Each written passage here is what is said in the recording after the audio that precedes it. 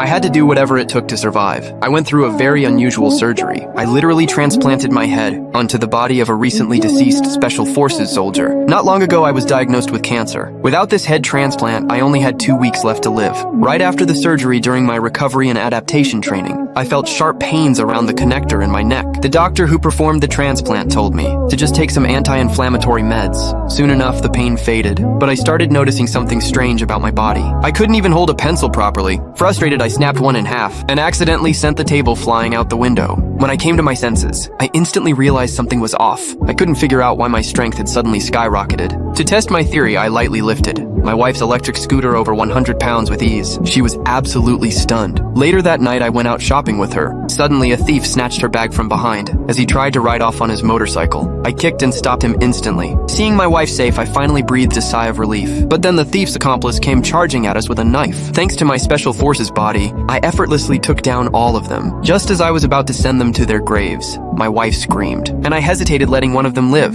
I never imagined that a simple head transplant would somehow give me a full set of combat skills. Later, I went to the hospital to treat a cut on my arm. When I saw the female doctor treating me, I froze. Images and memories of her suddenly flashed in my mind. I went straight to the doctor who performed the transplant, asking about these memories. After analyzing, he suggested that the female doctor might have been the Special Forces soldier's girlfriend before he died. Apparently, during the head transplant, my cells had fused with his, which could explain why I started recalling his memories. After that, I spent a lot of time running and training, trying to get fully accustomed to my new body. But over time, the soldier's fragmented memories slowly resurfaced, and the image of that female doctor kept appearing more and more in my mind. So I deliberately returned to her for treatment. When she saw the scar on my back, it was identical to her late boyfriend's. Puzzled, she checked my blood report and realized it matched his exactly. Curious, she invited me out to dinner. When she asked about the scar, I stopped hiding the truth and told her everything about my cancer and how I had taken over her deceased boyfriend's body. She seemed deep in thought, because if that was true, the huge debt her boyfriend left behind wouldn't have to be paid.